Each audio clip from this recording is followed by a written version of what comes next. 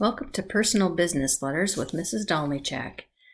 Today we're going to learn what business letters are and when we use them, the parts and functions of the letter, and formatting process for personal business letters. So let's get started. A personal business letter is a letter written by an individual to deal with business of a personal nature. So maybe your credit card is charging you interest when it shouldn't because you paid it all off on time. Or maybe you're applying for a summer job, or maybe in your near future you're applying for a college scholarship. Any of those would be instances as to when you might be using this in your near future. The parts of your personal business letter are the return address, which is the address of the person writing the letter, the date, notice it's the date, the month, and the year, write it all out, just like you did in memos, no slashes.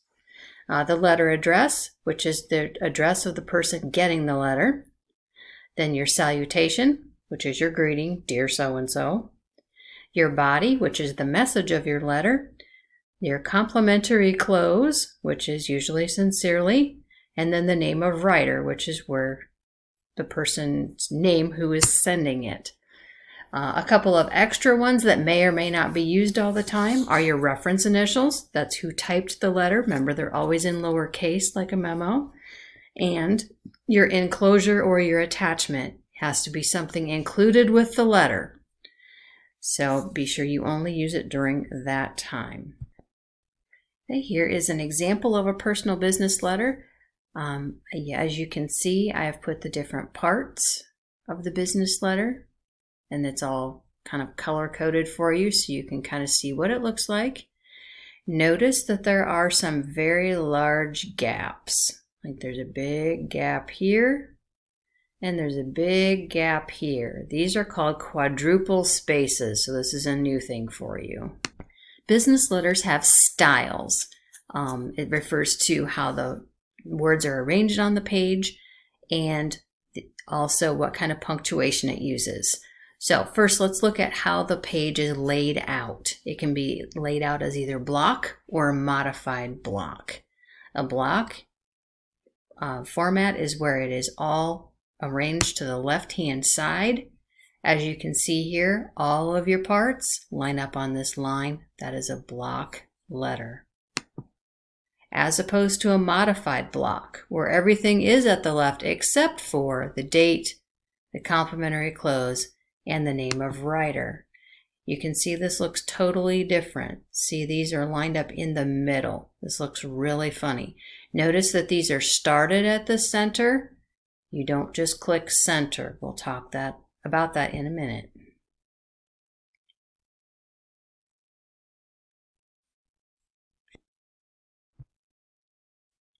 Open or mixed punctuation style refers to how the letter is punctuated on the page.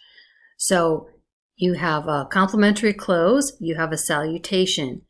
You look at those areas to figure out which kind of punctuation style they're using. Open means just that. There is no punctuation after those parts. And mixed means that there are different punctuations in those parts. So let's look. Here you can see where the open punctuation, there's nothing after Ms. Becker. And there's nothing after sincerely, as opposed to the mixed punctuation, where here you can see there's a colon after Ms. Becker and a comma after sincerely. You only use colons and commas. As far as your margins are concerned, there's a 2-inch top margin, so you'll just set up your margins as 1, 1, 1, 1, and then enter down 4 to 5 times, just like a memo. The rest of your margins are all 1 inch. So let's apply all this by typing an example of a personal business letter. So just like a memo, let's first begin by setting up our margins. You recall we go to File and Page Setup, and all these numbers over here need to be 1s.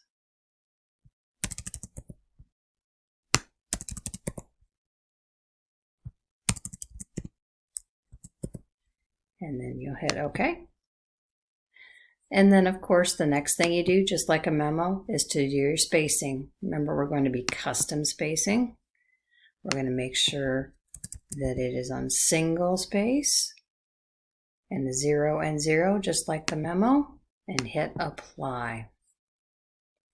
Then to make that 2-inch top margin, we'll enter 1, 2, 3, 4, 5 times, and we'll begin to type. For this example, we're going to pretend that our person who is sending this letter lives at this address.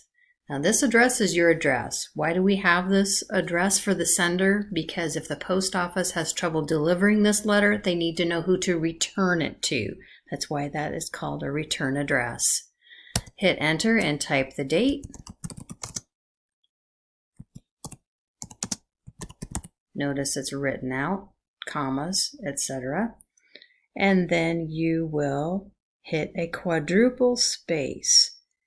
So 1, 2, 3, 4 enters, and you are ready to type. Okay, then we'll be typing our address here. This is called the letter address. This is where the person lives and their name. Notice that there's a title in front of that, and if you know that you should use that. And notice that's all single spaced as well, because our spacing is set to single space. Now we need a 1, 2 enter, which is a double space, in order to type our salutation. All right. And I probably should have mentioned at the beginning that we're going to make this a full block and an open punctuated letter. So I'm not going to put a comma or a colon after the salutation. Then I'm going to hit a double space, and then we will begin typing our body.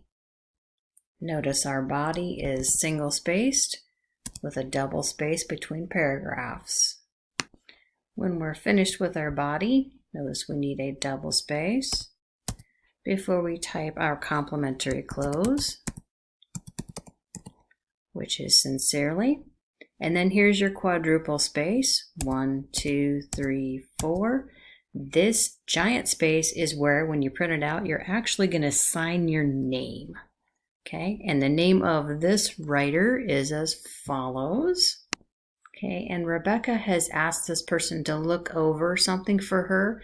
And notice in the body it says that these documents are enclosed. Therefore, you need an enclosure notation, which you'll enter, and then you will type the word enclosures to indicate that person needs to look for more things in the envelope. Notice Rebecca typed her own letter, so there are no reference initials. Had she not typed the letter herself, you would double space and type the reference initials right there, and then double space and enclosures. If there are no enclosures, don't use it. If there are no reference initials, don't use them. The letter will look like this when you're finished. For our purposes, we're going to assume that Rebecca typed her own letter. Now, what happens if your style is supposed to be a block style, but it's supposed to be mixed punctuation? Then I would just come up here and use a colon, and I'd come to my complimentary close, and I would throw in a comma. So this letter is referred to what is called a block style with mixed punctuation. Okay, so we'll take those out. Remember, we have a different arrangement on the page called modified block. The date is going to be moved over. I want to show you. If I just center these, remember remember that the date in the complimentary close and name of writer are in the center. Now, if you remember from my example, remember how I had a dotted line that kind of came down? Is the dotted line making it so all these parts line up? No, it is not. Okay, so that is not how you do it. Here is how you do it. You're going to set a tab at 3.5 at the left. And when you hit tab, notice that it jumped clear to that part. I'm going to do the same process for my complimentary close and name of writer. Give me a tab spot here. and then I'm going to hit tab, and I'm going to hit tab. Notice now I could take that dotted line and go straight down, and everything lines up properly in the center. So everything on the parts for the modified block began at the center, not centering. It began at the center. That involves setting a tab. Okay, so what if I was asked to write a letter with modified block style and mixed punctuation? Notice this one is modified block style open punctuation because there's no punctuation here and there's no punctuation here. If I want mixed, then that means that I need to have my colon here and I need to have my comma there. So this is an example of a modified block style with mixed punctuation. So you can kind of see that. I know this video has been a little long, but I want you to use it as a tool. Start it and stop it when you need to in order to complete your work.